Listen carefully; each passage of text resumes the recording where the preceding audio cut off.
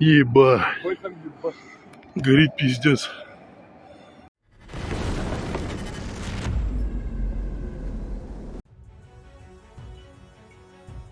Strike drones attacked an oil refinery in Ufa, which is located about 1,400 kilometers from Ukraine. The explosion at the plant was recorded on March 3, 2025 at 2:28 a.m., when an air raid was declared in the city. Meanwhile, local residents note that they had heard strange sounds in the sky beforehand. 2 explosions were recorded on the territory of the Orgzintes plant, which resulted in a large-scale fire. According to locals, the explosion was so powerful that a large part of the city felt its earthquake-like shock. The company itself includes 3 production sites: Bashneft UNPZ, Bashneft Novol, and Bashneft Ufaneftekim. Based on the analysis of photo and video materials, Dnipro OSINT specialists geolocated the L-24-7 unit on the territory of Bashneft UNPZ. According to Astra, the oil storage facilities were directly damaged, which led to a large-scale fire and the destruction of part of the company's technological infrastructure. 2 vertical steel tanks and the main feedstock supply pipelines were also severely damaged. In addition, a 3rd tank reportedly detonated. So far, Ufa officials have not commented on the situation at the refinery. At the same time, the Emergencies Ministry reported, "The employees of the Ministry of Emergency Situations of the Russian Federation have localized the fire on the territory of the Ufa oil refinery in Ufa. According to preliminary data, the fire occurred on the territory of the enterprise in the area of the incinerator. There is no threat to the residents of the nearest neighborhoods. A laboratory is operating at the site to monitor the air quality," the statement said. The fire at the enterprise was also confirmed by NASA's FIRMS service, whose satellites detect strong fires on the Earth's surface. It should be noted that JSOC Bashneft includes 3 production sites with a total capacity of 23.5 million tons per year. Militarny previously reported that in May 2024, a long-range drone had hit a Russian oil refinery more than 1,300 kilometers from Ukraine. The drone attacked the Salavatnefteorg-Sintez oil refinery in Bashkiria, owned by Gazprom. And there is a confirmation by Cyberborishno about another strike. On May 2, 2025, a strike on the mini-refinery Albashneft resulted in the destruction of 1 fuel tank and damage to 2 others.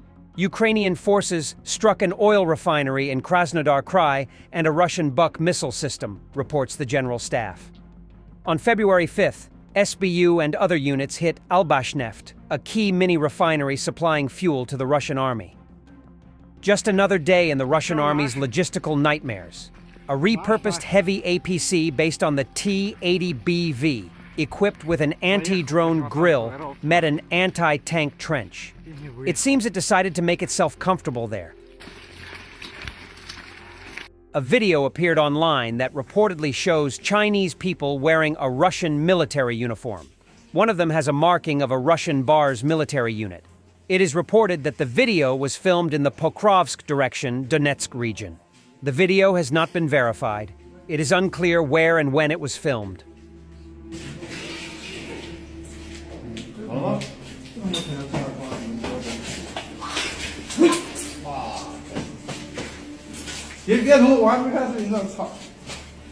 Ukrainian Special Operations Forces adjusted a missile strike on the modern Russian Tu-S-43 Malva self-propelled gun. The press service of the Special Operations Forces reported on this.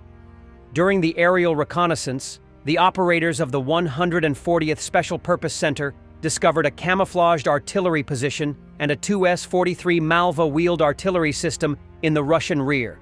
The operators transmitted the target coordinates to a friendly artillery unit, successfully guiding the missile strike.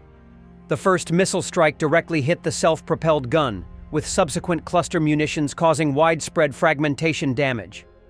Objective control footage reveals no signs of flames or ammunition detonation near the artillery system. However, the close proximity of the vehicle to the impact site likely caused significant damage to the artillery components, which are typically exposed in the open position. This marks only the second documented instance of damage to the relatively rare artillery system, which began mass production at the end of 2023. The previous strike was carried out by operators from the Flying Skull Attack Drone Unit. Additionally, the strike resulted in injuries to military personnel and caused damage to an all-terrain vehicle utilized for logistical support of the artillery unit. The system identified by the Special Forces as Malva may in fact be the newer Tu-S44 Gyatsynt K system, which is based on the same chassis and is largely unified with it. Militarny first reported on its appearance in December 2024, analyzing military chronicles from Russian reports from the front line. The wheeled system, replacing the Tu-A64 152mm howitzer, is now equipped with an artillery component from the Tu-A36 Gyatsynt B long-range gun, addressing the limited firing range of the Malva. The upgraded system can engage targets at a range of up to 30.5 kilometers with conventional high-explosive fragmentation ammunition. With the use of active-reactive shells, this range increases to 33.1 kilometers. The released footage also shows that Russian artillerymen are using updated corrected 3OF-95 Krasnopol M152mm projectiles to accurately hit long-range targets. Militarny previously reported that the massive use of reconnaissance and strike drones paralyzed the frontline area, which led to a change in artillery tactics. As a result of the widespread use of drones, Russian self-propelled artillery crews have begun using stationary firing positions dug into the ground. The Ukrainian Ministry of Defense has launched the Drone Line initiative, aimed at expanding the use of unmanned aerial vehicles to create a continuous strike zone along the front line. Defense Minister Rustem Umerov announced the project's launch. According to him, project's goal is to enhance specialized drone units by equipping them with modern technology, resources, and trained personnel. The initiative seeks to establish a 10 to 15 kilometer wide no-go zone, making it impossible for enemy forces to approach Ukrainian positions without sustaining heavy losses. According to Mikhailo Drapati, commander of the ground forces and head of the Khortytsia Operational Strategic Group, 80 to 90% of frontline defense now depends on UAV capabilities. The project initiated by the President of Ukraine relies on key UAV brigades and will recruit military personnel and civilians into it. Those brigades include the Birds of the Magyar Unmanned Systems Brigade and regiments Warthog, K2, Phoenix, and Achilles.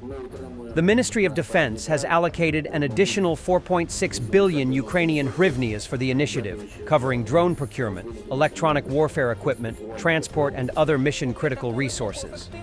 Over the past year, Ukraine's expanding use of drones has helped offset artillery and ammunition shortages, reshaping combat operations on the front lines. The widespread deployment of reconnaissance UAVs and attack drones has significantly weakened Russian armored forces, forcing them to rely on infantry assaults and even motorcycle-mounted attacks. Thanks for watching, and don't forget to subscribe.